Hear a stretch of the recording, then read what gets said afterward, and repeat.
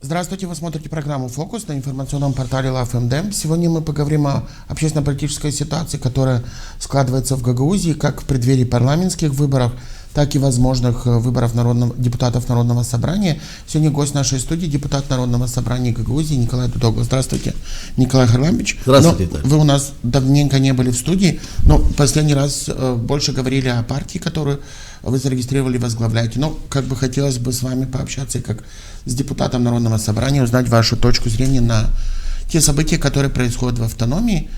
В последнее время было несколько заседаний Народного собрания, но очень много сегодня есть информации, в том числе по исполнению бюджета.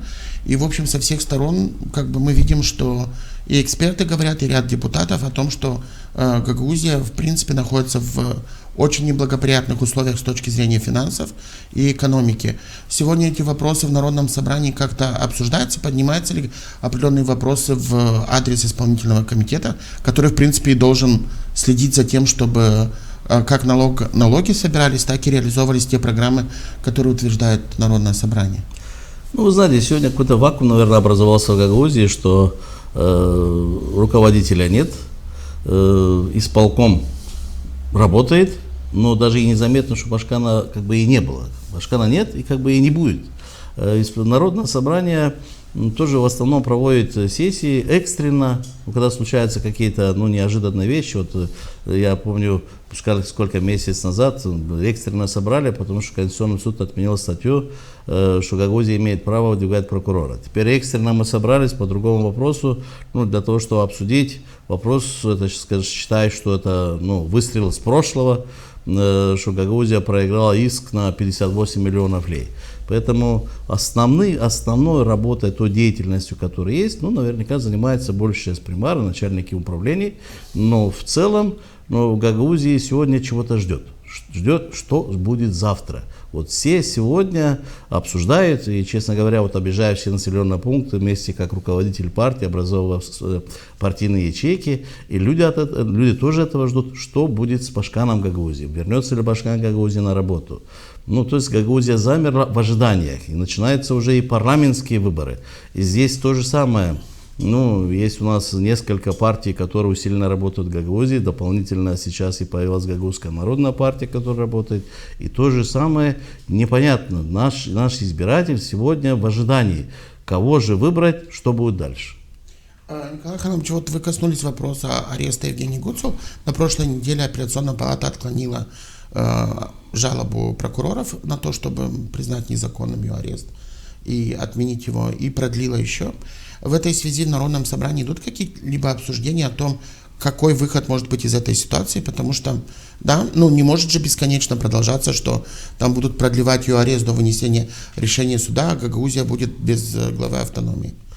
Вы знаете, я скажу честно, что как человека мне Евгения Гуцул даже жалко. Почему? Практически 2 года мы видели большую дружбу с председателем Народного собрания, большинство Народного собрания, с полком, резали ленточки, все мероприятия совместно, праздники, фестивали, все было красиво, все ярко, все танцевали, все пели. Но сегодня, когда Гуцул арестована, домашний арест, но тоже арест, я скажу, что в Народном собрании как будто и не было Башкана. Проходят последние 3-4, наверное, уже сессии, где никто даже не вспоминает, где Башкан, арестован, не арестован, вернется. И где-то даже в душе мне, смотрю на руководство Народного собрания, но ведь совсем не жалко Гуцул. Ведь они же были друзьями, ведь в принципе Народное собрание хоть какие-то положительные, отрицательные, хотя бы что-то должно говорить. Абсолютно нет.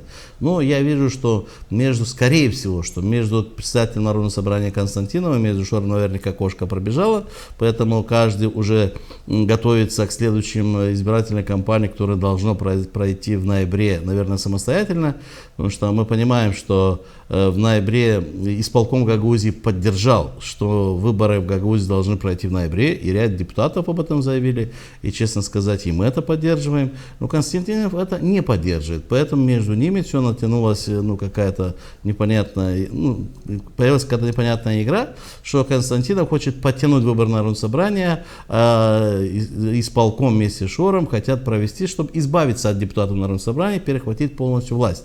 Поэтому сегодня судьба Гуцул фактически Народное собрание не интересует. В народе, я скажу, что задаются вопросов.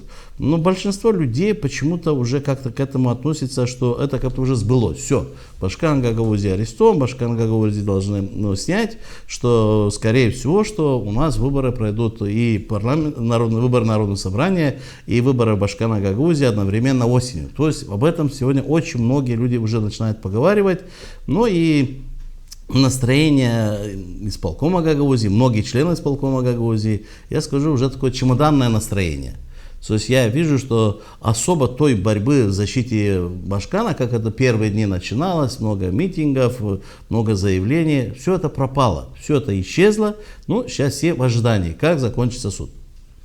Николай Иванович, что касается Гуцул, с ней как с человеком, наверное, это меньше всего хотелось бы обсуждать, но в уложении, например, есть такая статья о том, что если Башкан 60 дней не выполняет свои обязательства, то после этого Народное собрание должно обратиться в судебную инстанцию для того, чтобы констатировать факт невозможности исполнения обязанностей.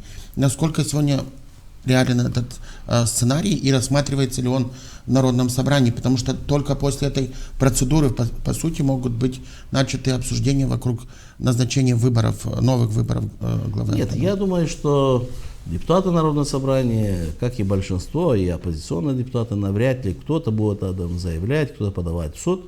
Скорее всего, что все будут ожидать окончания суда. Что примет суд. А в суде мы знаем, что есть первый суд, который закончится наверняка в ближайшее время, но там есть еще одно уголовное дело. Скорее всего, что после первой инстанции наверняка будет еще апелляционная палата, поэтому я думаю, что решение по Башкану еще 2-3 месяца будут все время обсуждаться, проходить судебные заседания, которые я вижу по телевидению, правда, но они очень часто проходят. Поэтому кто-то в Народном собрании этот вопрос поднимать не будет. Поэтому есть уже и 60 дней, наверняка будет и 90 дней, но Народное собрание будет ждать, когда закончится все-таки суд и вынесет свое решение. Что касается возобновления диалога между Народным собранием и Кишиневым, потому что уже больше года как постановление по инициативе Дмитрия Константинова было приостановлено и так и не было включено в повестку дня. Сегодня вы участвовали, я знаю, что в одной из неформальных встреч, которая проходила в Стамбуле. Что сегодня мешает этому? И проблема в Кишиневе или все же есть проблема и в Народном собрании? Я так думаю, что уже с Константиновым навряд ли кто-то будет говорить. Даже если Константинов сегодня попробует что-то исправить, наверняка у него это не получится. Время он упустил, и доказательство тому, что когда было экстренное заседание, и принималось решение, что все-таки вмешаться, как-то попытаться защитить интересы Гагаузии, и Конституционный суд тоже отменил статью о выдвижении генерального прокурора, что Гагаузия имеет право попытаться встретиться с руководством страны, попытаться встретиться с послами, и гагаузские депутаты во главе с Константиновым сделали первый шаг. Они поехали к европейскому послу, и получили, в принципе, наверняка то, что и заслужили, я так скажу. И в дальнейшем и в американском посольстве их и не приняли, разве что вышел секретарь, сказал, что все заняты в другой раз. И это говорит о том, что Константинов упустил время для того, чтобы начинать, разблокировал отношения с центром. Я уже не раз выступаю в Народном собрании, что президиум Народного собрания должно идти в отставку для того, чтобы выбрать новых людей, свежих людей, которые должны разблокировать отношения. Мы должны начинать какие-то вопросы решать, какие-то переговоры. Потому что это то, что происходит сегодня, от этого страдает, я скажу, что именно Гагаузия.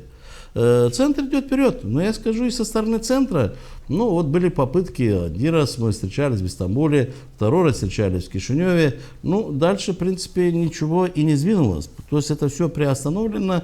Я думаю, что то же самое наверняка и в центре подумают над тем, что очень скоро уже выборы Народного собрания, и, скорее всего, что диалог уже будет проходить с новыми депутатами. Поэтому я и сказал, что Гагаузия сегодня в ожидании, Гагаузия сегодня в вакууме такого, что никому ничего не надо, все чемоданы в настроении, все ждут будущего, будущих выборов Народного собрания. Но и, кстати, я скажу, что многие уже начинают подготовку и на башкирские выборы. Гагаузская народная партия, мы, скажу, провели очень большую работу уже на территории Гагаузии. Мы открыли в 21 населенном пункте 27 первичных организаций. Мы хорошо знаем мнение всех наших жителей.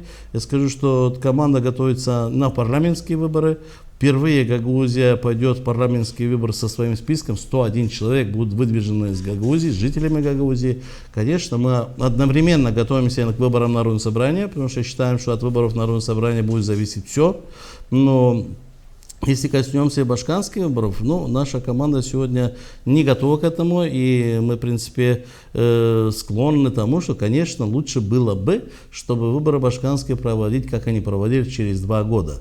Да. Но при этом, я скажу, что появились уже игроки, которые выступают и которые, в принципе, начинают какую-то подготовительную работу, поэтому все может быть. Что касается выборов в парламент и Гагаузской народной партии, вот вы сейчас сказали о том, что будете принимать участие в выборах в парламент, но вы сегодня ведете какую-то работу на других территориях, не в рамках Гагаузии? Мы, как и заявляли, мы ведем работу, и, запланировано открытие 40 первичных организаций, 35 из них будут открыты на территории Гагаузии, 36 будет открыта в Кишиневе. Мы, ведем переговоры и уже не раз встречались с руководителем общины гагаузов в Кишиневе для того, чтобы объединить наших земляков, выходцев с Гагаузии, самих гагаузов, которые живут в Кишиневе. Мы ведем большую работу для того, чтобы выявлять наших гагаузов, которые живут в других районах. Мы работаем уже, и думаю, на следующей неделе откроем первичную организацию в Приднестровье, в Тирасполе.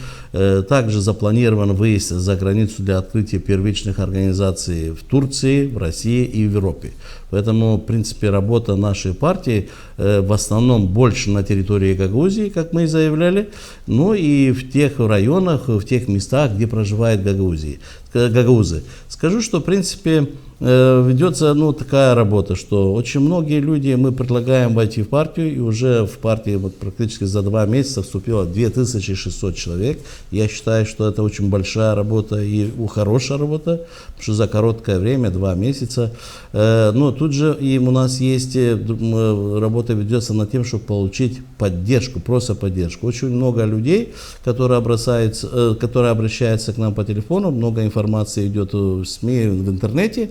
И я скажу, даже не знал, что такая большая география гагаузов, которые проживают во всем мире. Мы сделали обращение ко всем гагаузам, которые проживают во всех странах мира. И я скажу, что очень положительный эффект. Звонят отовсюду. Из Соединенных Штатов, с Европы, с разных мест, даже с Южной Америки, со всех сторон звонят наши земляки. И что интересно, что звонят даже не просто гагаузы, а те люди, которые родились здесь, родились в Гагаузии, переехали за границу, где кто сохранил молдавское гражданство, многие звонят для того, чтобы поддержать нашу партию, потому что считают, что Гагаузия, человек где родился, там его родина. Поэтому я думаю, что у нас в этом направлении положительная динамика роста рейтинга. Мы думаем, что к июлю месяце мы готовы будем провести съезд, где утвердить нашу программу, утвердить, в принципе, тех людей, которые, самое больше будут заслуживать, будут подготовлены для того, чтобы баллотироваться в парламент страны. Это впервые. И скажу, что у вас в каждом населенном пункте Гагаузии, там, где будет у нас открыты первичные организации, естественно, что будут кандидаты, и это дает нам, возможность верить в то, что в каждом населенном пункте мы получим большую поддержку. И это идет. Много людей, простых людей, которые открыто призывают, ведут работу и входят в партию, конечно, сегодня мы замечаем, что руководители, это и примары, и депутаты Народного собрания, ряд крупных предпринимателей, они выжидают. Никто не говорит против. У нас нет проблем для того, чтобы проводить наши собрания в населенных пунктах. Мы, в принципе, даже первичная организация открываем абсолютно большинство населенных пунктов в здании примарии, в здании советов, и примары, в принципе, выделяет место. В принципе, открыто примары говорят, что если нужно будет для больших встреч с жителями Гагаузии зала, тоже готовы предоставить. Потому что мы сейчас ведем работу, что в открытии 40 первичных организаций, в дальнейшем мы попытаемся до съезда в каждом населенном пункте встретиться со всеми избирателями. То есть, уже наши первички будут работать, дополнительно давать информацию, извещать, чтобы все жители выходили на населенных пунктов Дома культуры, чтобы мы могли объяснить цели и задачи Гагаузской народной партии. Поэтому процесс объединения идет очень усиленно. Да, масса простых людей, которые уже поддержали. Но я уверен, что шаг за шагом оно будет увеличиваться, и более значимые, авторитетные люди тоже будут входить. Мы призвали всех политиков Гагаузии.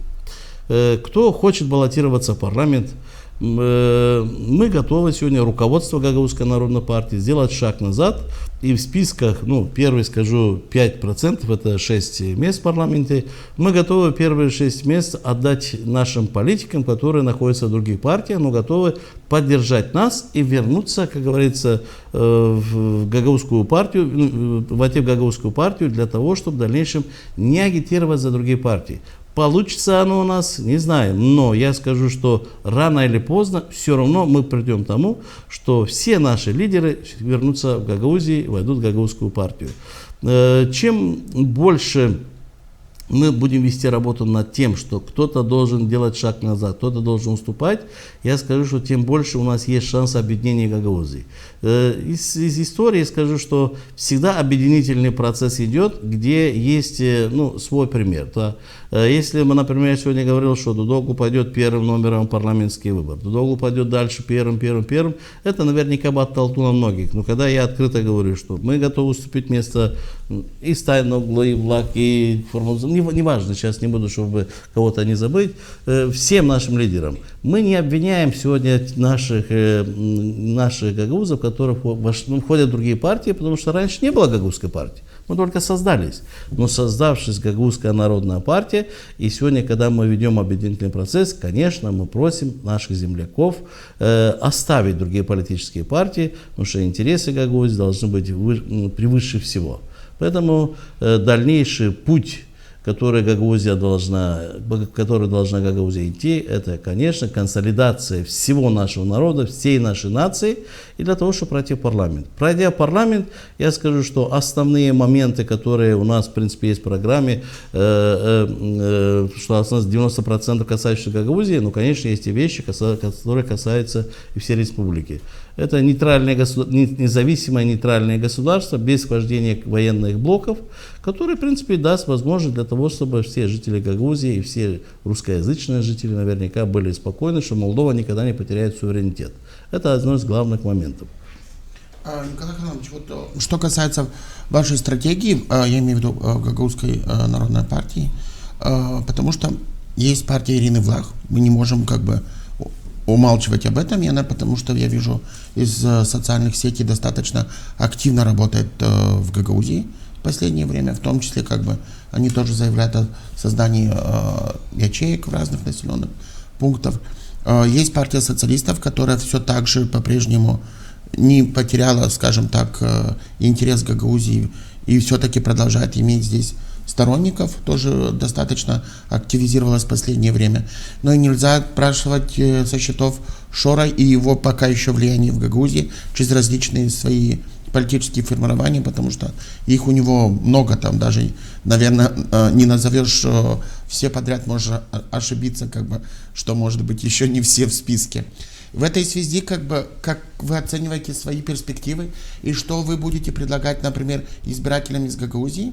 Потому что все эти партии будут бороться за голоса жителей Гагаузии в том числе. Потому что мы понимаем, что эти партии никуда не уйдут из Гагаузии, потому что все хотят здесь получить как минимум, социалисты, есть что вспоминать. Они имели здесь в лучшие времена и 70, и 80% голосов. Знаете, Виталий, в принципе, мы выбрали наверняка единственный правильный путь. Мы сегодня не против кого-то. Мы не выступаем жестко против других партий, мы открыто говорим, наш девиз, мы не против кого-то, мы за Гагаузию. И мы объясняем преимущества гагаузской партии. Ну, я уже скажу, политик с большим опытом, и скажу, что, ну, вот, в принципе, даже если другие партии включат пару человек гагаузов в списки, и они смогут даже стать депутатом парламента, ничего не изменится. То есть, как мы теряли полномочия, так и будем терять, ничего мы не сможем вернуть. Потому что в парламенте, в принципе, работа ведется как? Ну, образовываются фракции, и в этих фракциях, даже если есть гагаузы, все вопросы принимаются внутри фракции путем голосования. Но если в фракции находится 15-20 человек, 1-2 гагауза, то им приходится соглашаться с мнением большинства. И во время заседания уже парламента, естественно, что представители Гагаузии должны голосовать вместе со всеми членами партии, которые, как говорится, есть программа и есть большинство. Поэтому абсолютно никакой дополнительной поддержки для Гагаузии эти депутаты не могут сделать, потому что они находятся в абсолютном меньшинстве и не имеют своей фракции.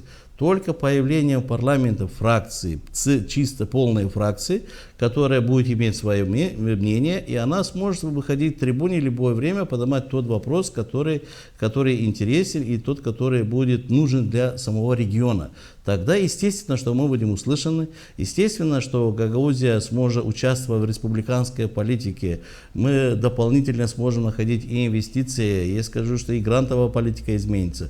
Но, конечно, наша партия сегодня четко, открыто говорит, что мы готовы работать с центром, потому что Гагаузия — это неотъемлемая часть Республики Молдова, и мы должны понимать, что все зависит, мы же, живя в республике, мы должны со всеми общаться для того, чтобы решать интересы каждого человека, который проживает на нашей территории. Но при этом, имея свою фракцию в парламенте, естественно, что мы сможем и защищать интересы каждого человека. Поэтому нам есть многое, что рассказать нашим жителям, нашим избирателям Гагаузии, и все понимают, что, конечно, наверняка впервые, но это должно было быть давно. И это воспринимают все правильно, что мы считаем, что когда образовалась гагаузская автономия, то есть был принят закон о своем правовом статусе, тогда наши аксакалы, спасибо им, что, в принципе, мы получили этот закон, но тогда они должны были доработать, в то время, тем более, имея доверие, поддержку от руководства Молдовы, дополнительно участвовала и турецкая сторона, все-таки попытаться добиться, чтобы Гагаузия имела свою партию, политическую партию. Но, к сожалению, это не было сделано. Но и вот, значит, имея автономию, имея закон о своем правовом статусе, который наделил нас очень многим полномочиями первоначально, постепенно, не имея свою партию, к нам приехали много республиканских партий, вот вы назвали многие, которые разорвали Гагаузию по кусочкам. И у нас началась внутренняя борьба, внутренняя вражда, и которая довела до Гагаузии до сегодняшнего дня. Борьба ведется внутри Гагаузии не от того, что мы, гагаузы, не можем договориться. Это от того, что нас сегодня сталкивает между собой. Если взять, например, 4 года назад Гагаузия отдает 97 или 98% одной из партий, что эта партия будет решать гагаузский вопрос. Эта партия оказалась в оппозиции, и Гагаузия еще больше потеряла свои полномочия. Значит, башканские выборы. Выигрывает представители уже другой партии. Но эта партия, значит, практически находится в враждебных отношениях с руководством Молдовы, где воспринимается, что это ОПГ. Ну а Гагаузия выводится на первые роли, и естественно, что Гагаузия бьют со всех сторон. Мы потеряли все свои полномочия, обвиняя центр, но я скажу, что здесь виновны мы. Если бы Гагаузия имела бы свою партию, не раскалывалась по частям, не участвовала в чужой игре, то наверняка мы все бы сохранили. Поэтому сегодня четко ставится вопрос, что нам больше не нужны посредники. Мы не ждем защиты от какой-либо партии. Пускай они защищают свои интересы. Гагаузия готова защищаться, готова работать с руководством страны самостоятельно и выходить и на внешнюю политику. У нас довольно-таки хорошие партнеры, скажу, исторические партнеры. Это и страны СНГ, Россия, это Турция, которая близка нам и по крови. И естественно, что многие вопросы мы можем решать, многие вопросы, которые которые эти страны нам могут помогать. Но я скажу, здесь мы и ни в коем случае не должны отталкиваться и отказываться от европейской поддержки, от других стран, которые, в принципе, работают на территории Республики Молдова. И мы видим, что очень много экспорта, и импорта идет оттуда. Поэтому Гагаузия должна разбираться сегодня, отойдя от внутренней борьбы Республики Молдова за власть. Потому что все сегодня, когда партии дерутся за то, чтобы изменить власть, переизбрать президента, будущий, чей будет председатель парламента, чей будет премьер-министр, Гагаузия в этой политике должна работать строго на себя. Мы же понимаем, что председатель парламента и председатель правительства навряд ли невозможно, чтобы был с Гагаузией, но имея свою фракцию в парламенте, мы сможем поднимать все наши вопросы и, поддерживая какую-либо из сторон, неважно левую или правую, мы получим решение всех наших вопросов. Возвращение всех полномочий Гагаузии, я уверяю вас, только этот путь. Мы уже сделали заявление, мы сделали несколько заявлений. Скажу, первое заявление мы сделали, что мы заявили, что Гагаузская народная партия начинает работать над тем, что возвращает полномочия Гагаузии. Мы начинаем разрабатывать закон и предлагаем сегодня руководству страны, чтобы открыть еще один деконцентрированный центр в Гагаузии. Уже считаем, что реформы, которые проходили, реформы в стране проходили, в принципе, не эта власть была. Не важно, какая власть была в республике. Но когда прошли реформы, не учли, что Гагаузия это автономия, и центры были открыты север, центр, юг. А сама автономия как бы никто не учел, и очень многие службы или переподчинили, или ушли в другие районы, то есть в Кагул. Поэтому, образовывая новый центр в Гагаузии, мы решаем все проблемы, и заканчивается это перетягивание каната, выступление на разных трибунах. Для центра я скажу, что это вопрос, который возможно решать. Поэтому мы и обратились, чтобы центр образовал парламентскую комиссию для того, чтобы могли изучить и этот вопрос решить.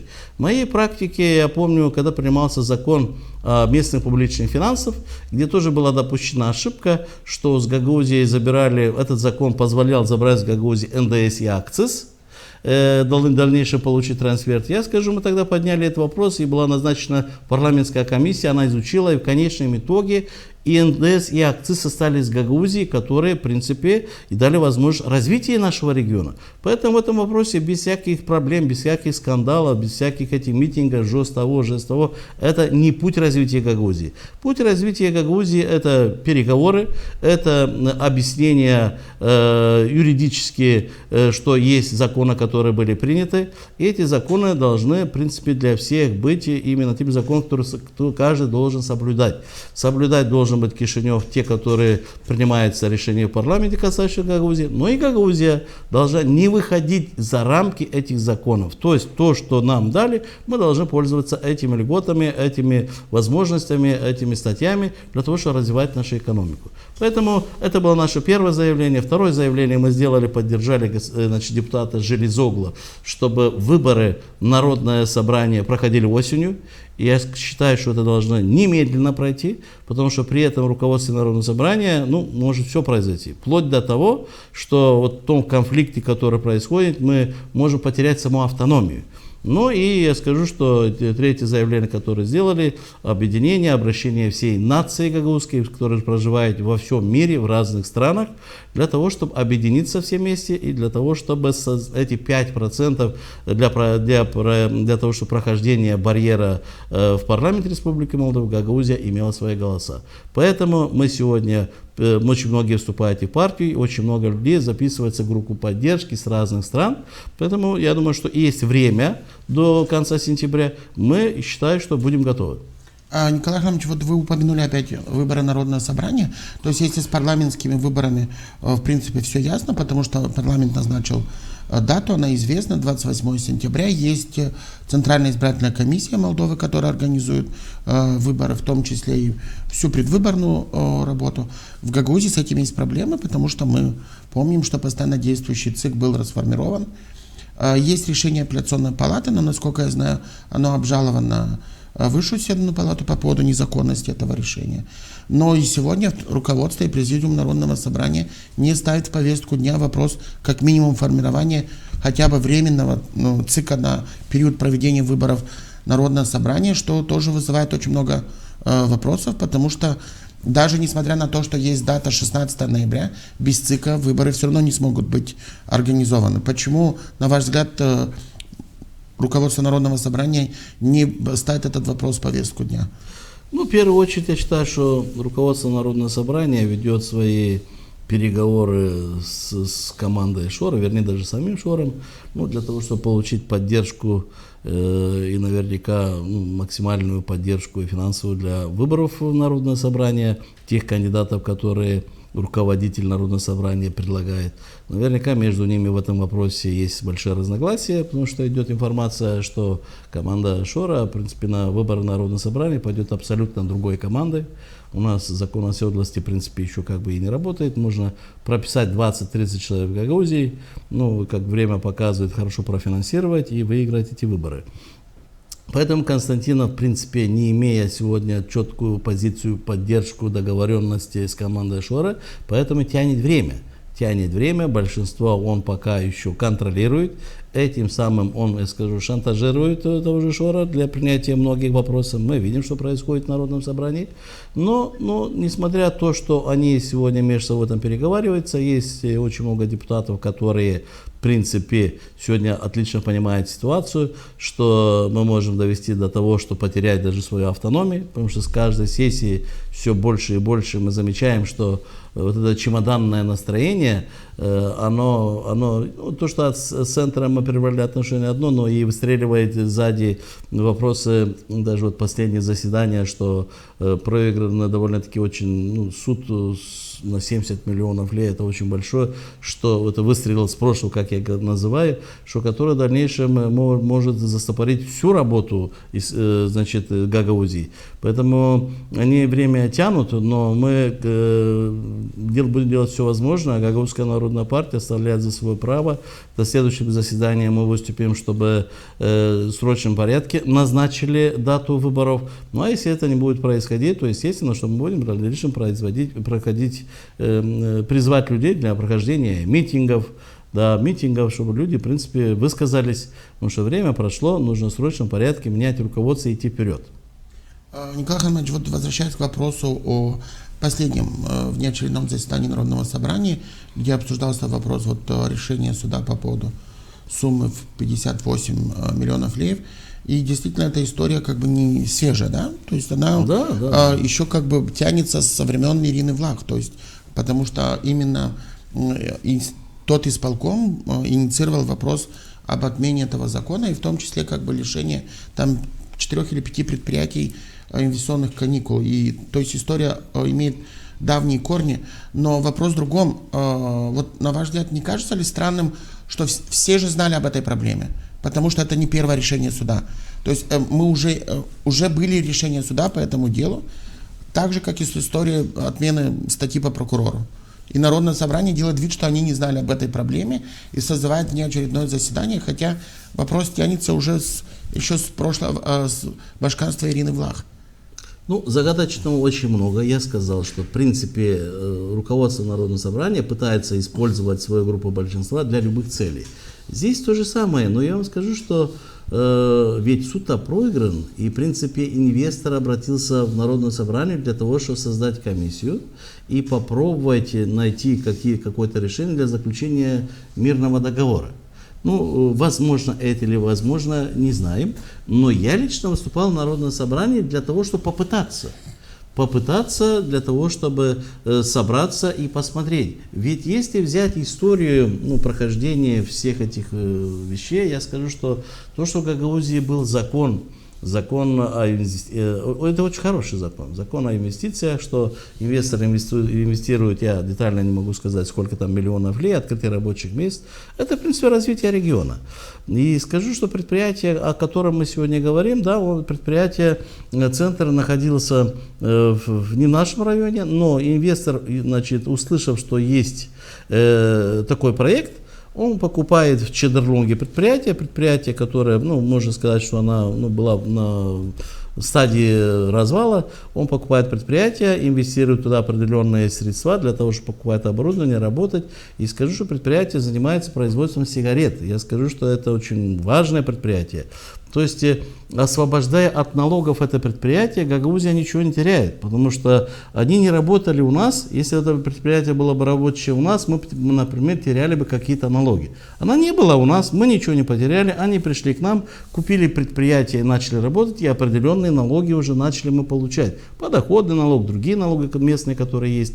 Но 5 лет каникулы, льготы, но после лет это предприятие осталось бы на территории Гагаузии. И дальше работа. Это предприятие, которое планировало, что будет приносить налогов, доходов в бюджет Гагаузии сотни миллионов лей. Акциз НДС. Сотни миллионов лей. Гагаузия, собираемость своих налогов порядка около 400 миллионов. И 125% дополнительно могло дать только одно предприятие. И что же тогда случилось? Прошло уже практически почти 3 года. Власть меняется в Гагаузии, уходит Башкан Формузал, приходит новый Башкан Ирина Влах, и неожиданно проявляется самый большой интерес именно к этому предприятию. То есть 4 предприятия были освобождены, а интерес именно к этому, мы можем только догадываться, что заинтересовало Башкана Ирины Влах и почему она именно, как говорится, свое недовольство высказала именно этому предприятию. Много что там говорится, кто-то выполнил какие-то решения, кто-то не выполнил, но это уже осталось в истории. Но факт то, что исполком идет на такое, я скажу, самое плохое решение принимает, отменяет эти льготы и параллельно обращается в Народное собрание, и будучи председателем Народного собрания Дмитрий Константинов, тоже отменяет. То есть мы помним то время, когда Константин выступал и говорил, мы с Ириной Влах делаем политику в одном кабинете. Вот они сделали... Вот здесь все истории...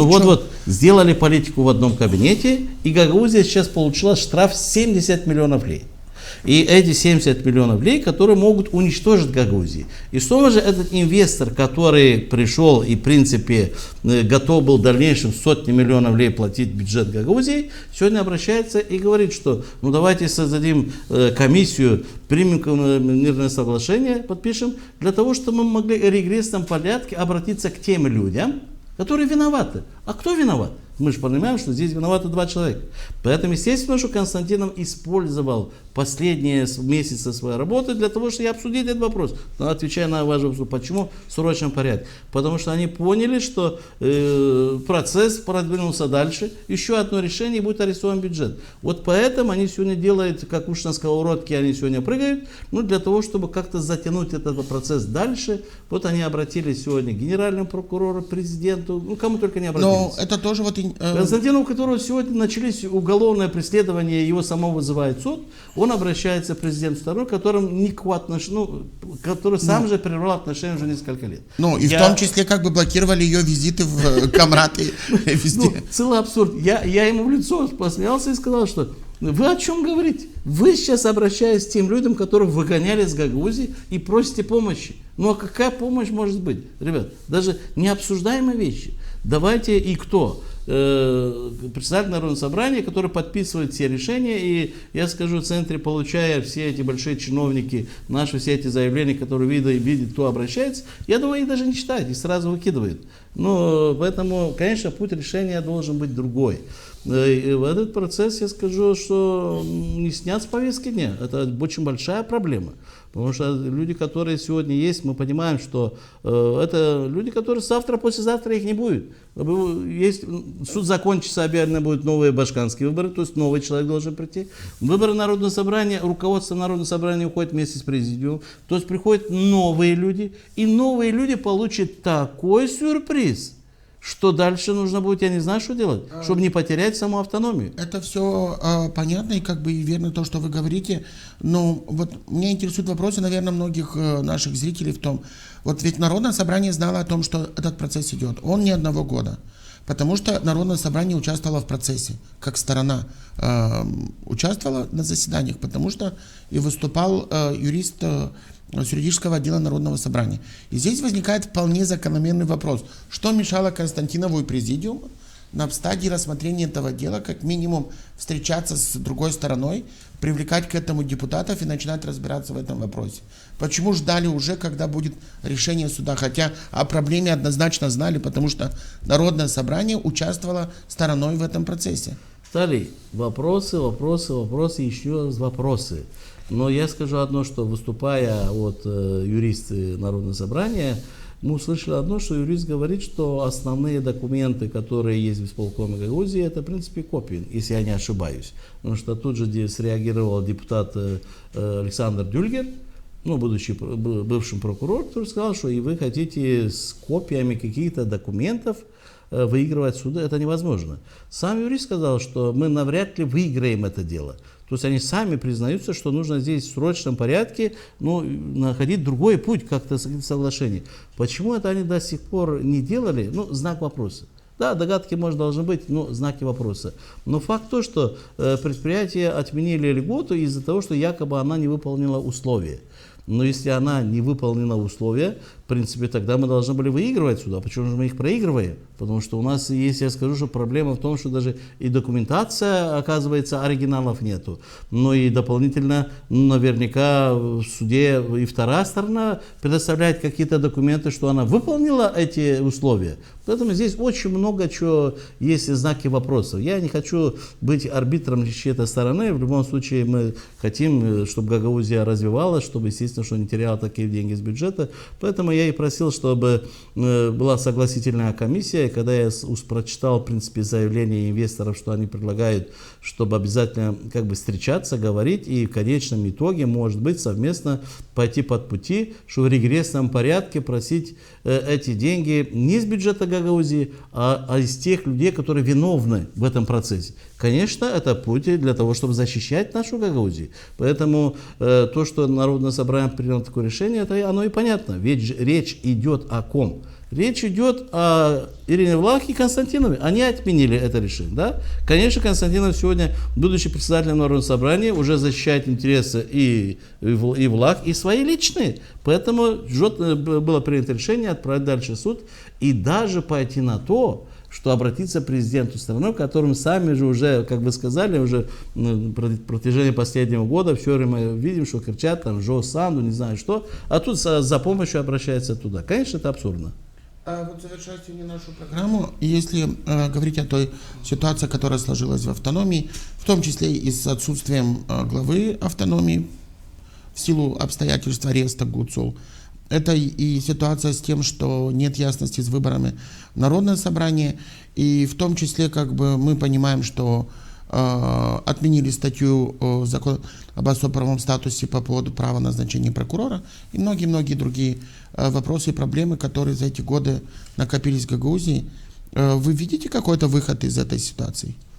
Я об этом уже говорил, и в принципе мы когда пошли на то, чтобы открыть Гагаузскую народную партию, в принципе, и закон позволил, потому что если закон раньше трактовал так, что нужно с 17 районов собирать учредителей, 4000 учредителей, то сейчас закон позволил, что можно, как говорится, с территории Гагаузии этого достаточно собрать 1000 учредителей для того, чтобы регистрировать партию. Мы пошли по этому пути, потому что я считал и считаю, что это единственное правильное для того, чтобы иметь свою партию и поднимать все вопросы, решать не только на территории Гагаузии, но и на другой площадке, это и в парламенте.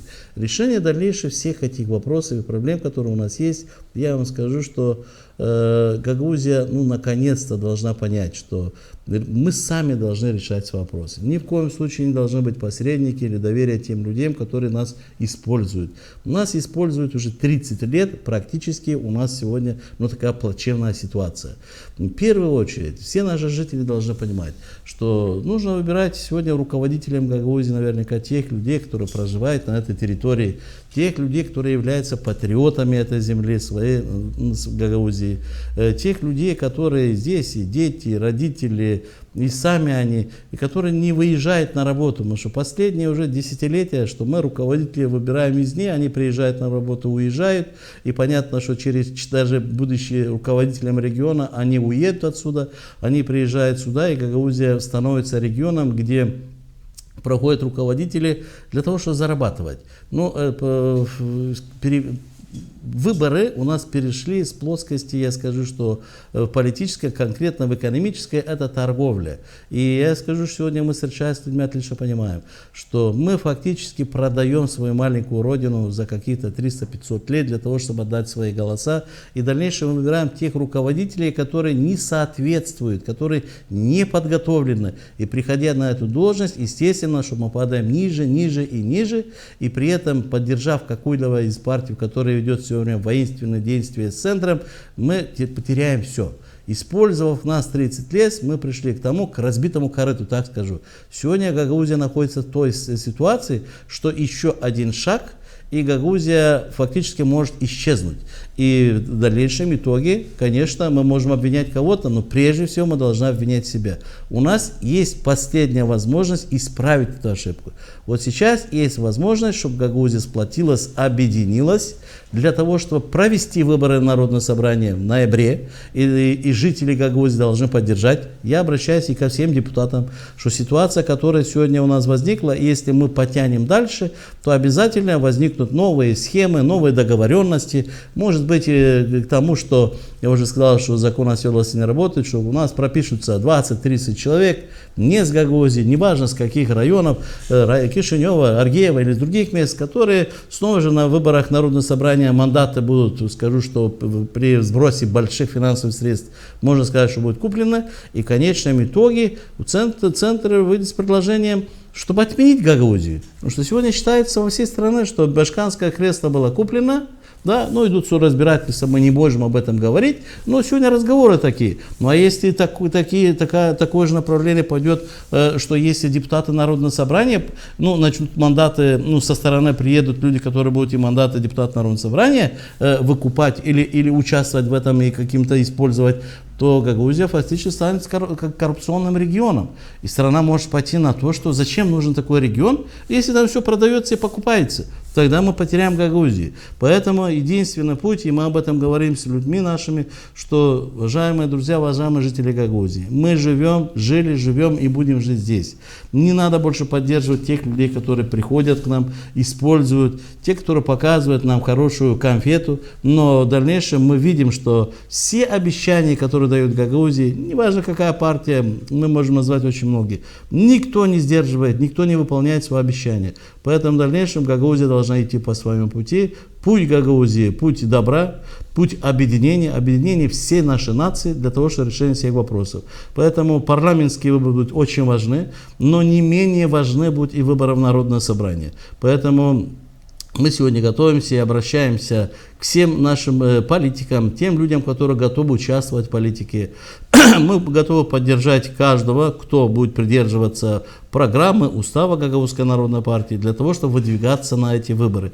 Мы не преследуем сегодня, как и на парламентских выборах, предлагать только тех людей, которые сегодня уже в нашей команде, которые вошли в партию, а именно самых достойных. То же самое и в Народное собрание. Мы сегодня начали формировать команду и обращаемся и к действующим депутатам, которые, в принципе, соответствуют своим должностям, и те, которые будут баллотироваться, чтобы обращались в Гагаузскую народную партию. Гагаузская народная партия – это новая партия, это чистая партия, никаких проблем, никаких грехов, никаких там вспоминаний выстрелов вчерашнего дня, как у нас получилось сейчас в Народном собрании, нету. Поэтому, объединившись только вместе, мы сможем сегодня спасти, прежде всего спасти наш маленький регион, нашу Гагаузию, который с таким большим трудом наши аксакалы добились. Поэтому сегодня наше время, мы, люди, которые сегодня у власти, должны задуматься, что мы передадим нашим детям. Я благодарю вас за то, что вы приняли участие в нашей программе. Напомню, что сегодня нашим гостем был депутат Народного собрания Гагаузии Николай Дудогла. Мы говорили о политической ситуации в Гагаузии, о планах Гагаузской народной партии. Будем надеяться, что Гагаузия получит право на перезагрузку, и жители автономии теперь уже будут голосовать за конкретные программы и те лозунги, которые будут способствовать улучшению жизни автономии. Это была программа «Фокус» на информационном портале LoveMD. Не забывайте подписываться на наши платформы в социальных сетях.